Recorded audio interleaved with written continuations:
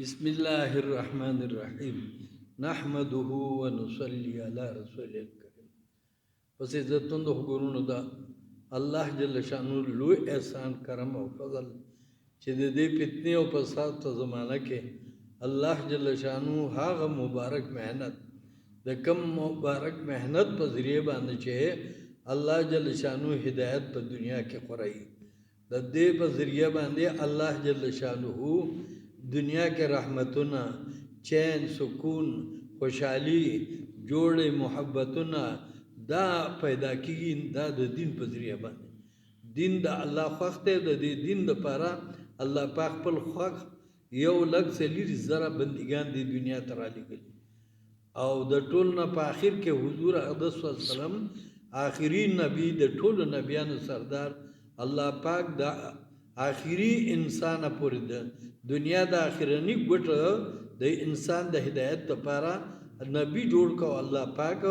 د دنیا ته راولېږه او د نبی علی السلام د ختم نبوت په برکت سره الله پاک دا امت د ټولو امتونو سردار جوړ کو چې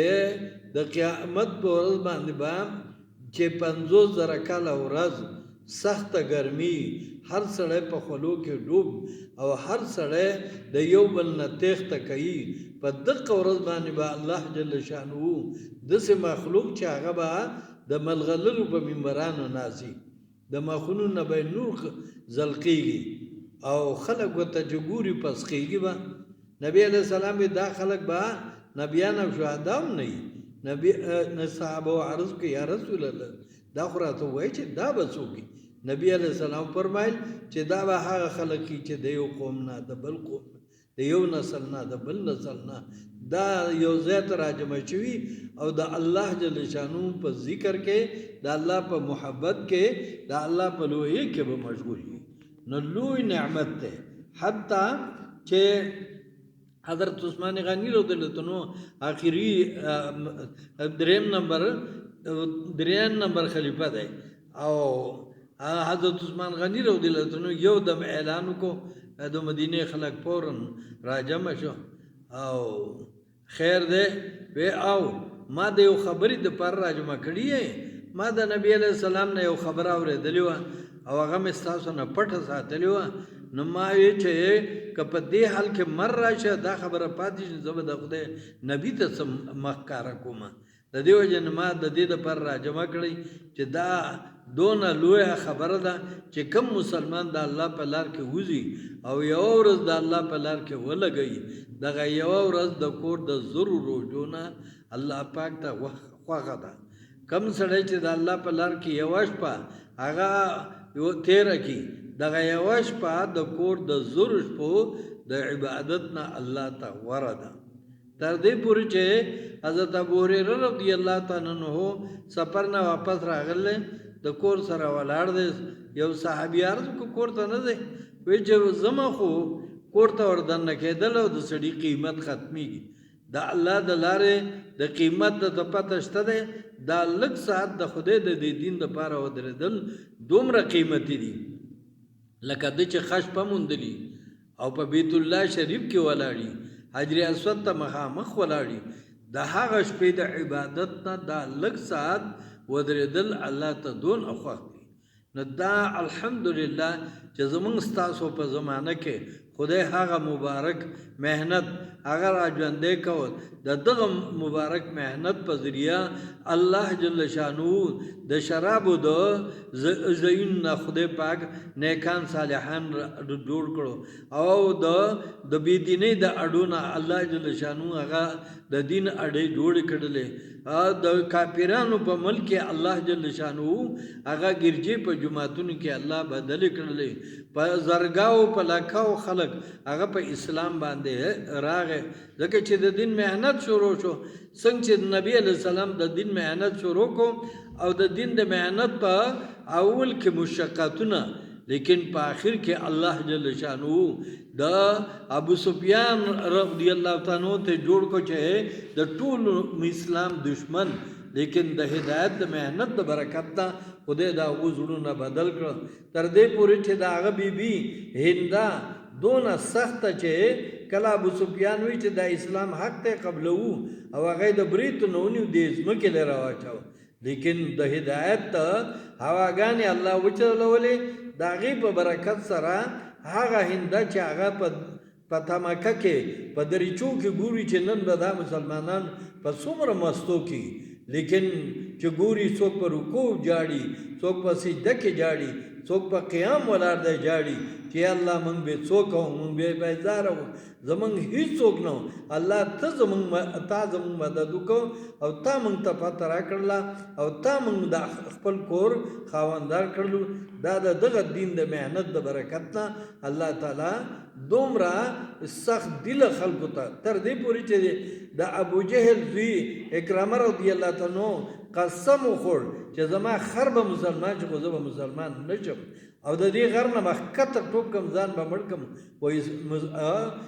مسلمانې کم نه او تر دې پورې چې او وتښتېدو لیکن چې الله پاک هدایت غواړي د دقه اکرامه رضی الله عنها بیبي په هغه پسې ورسېدله د هغه د سر امن یې واغسو او په داسې حالت کې راوست نبی علیه السلام په خدمت کې حاضر کو د حضرت اکرمه رضی الله تعالی عنہ مقام څومره اوچت یعنی د ابو جهل زوی دی لیکن الله تعالی کم مقام ته الله تعالی ورساو نه دا د دین مهنت چې خدای پاک زموږ تاسو یعنی په زمانه کې زموږ تاسو په مخ ته راوستلې دی چې زموږ تاسو بچي زموږ تاسو نارینه زنانه ځکه چې دا د تبلیغ مهنت یوازې د نارینه نه دی او د غریبانو نه دی بلکې الله جل شانو فرمایي چې بل نبی ته وایي چې قول تو وای پیغمبره هذه سبیلی دا زما لار ده ادعو الی الله د خدای مخلوق خدای ته رابلل علی بصیرتن په دانایۍ سره په حکمت سره په سمجھ بوج سره لکه څنګه چې ابو یزید بستامی رحمت الله علیه یو بزرګ دی هغه د خلک ډیر په غوسه کې رااله په داسې حالت کې چې د وهلو چې ګورستا غونډه کې استه موجود ده دسه زنانه راغله چې داغې ده وجه ثابت خاریه یعنی په تباہی کې ده او دا خبره واورېدلې او به معلومات وکړل تر دې پورې چې بایزید بوستامی رحمت الله علیه دا ځای نه روان شو او هغه ځای ته ورسېد په کوم ځای کې چې کومه زنانه وه او هغه چې لاندې په وړو سره کېناست کله چې د خاریه هلکان هغه یې واپس غلی تر دې پورې چې څه وخت تېر شه بره زنانه خپل نوکرې ته وایي چې ته لاړ شې چې دا څه وجه ده او چې هغه راښکاره شوله داسې یو سپین رو به یې ناست دی او د هغه په وجه سره خلک واپس غلي هغه لاړل خپل مالک ته خبر ورکړو هغه ورته وایي چې لاړ شه چې دا ځای د بوډاګانو نه دی دا د پیسو دی د پیسو او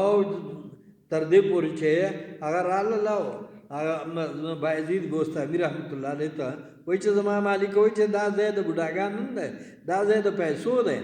څونه پیسې 50 روپۍ 100 روپۍ حتی چې هغه ورکړلې او دی بره وخوتو وایي چې اوس دا یوه ګنټه دا زه ستایم ستا څه خوښوي اوس بایزید بوستامی رحمت الله علیه ورته وایي چې بچیه پاکې جامې شته او پاکې راواخله غسل خانه شته او د غسل فرض یو ته وخو ځکه چې زمونږ نن ګیرې سپینې شولې لیکن د غسل د فرضو نه خبر نه یو لکه پنجابیان نه تپوس وکړي چې په غسل کې څو فرض دي هغه وایي 3 فرض دي پکې تولیا صابون او تولیا صابون اوبه دا 3 پکې فرض دي حالانکه په غسل کې 3 فرض دي په ډکه خوله اوبه اچول پوزې ته اوبه اچول په ټول بدن باندې اوبه اچول چې د ویښته برابر وچ پاتې نشي تر دې پورې چې بایزید بوستامی رحمت الله علیه هغه ناست دی هغې غسل وکړو پاکې جامې واغوستلې او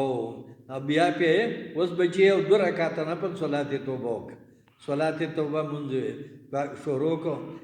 بایزید بوستامی رحمت الله علیه لاسونه اوچت کړو په چغو چې ای زما مالکه زما خو دقه وسو ای د زړونو ګرځونکې مالکه د دې د زړه ځان ته را وګرځوي تر دې پورې چې په سلام ګرځېدو سره د هغې د زړه دنیا خدای بدله کړې وه او د زمانې ولیات یې جوړه شوله. نو دې ته مشران وایي چې ادعو الی سبیل ربک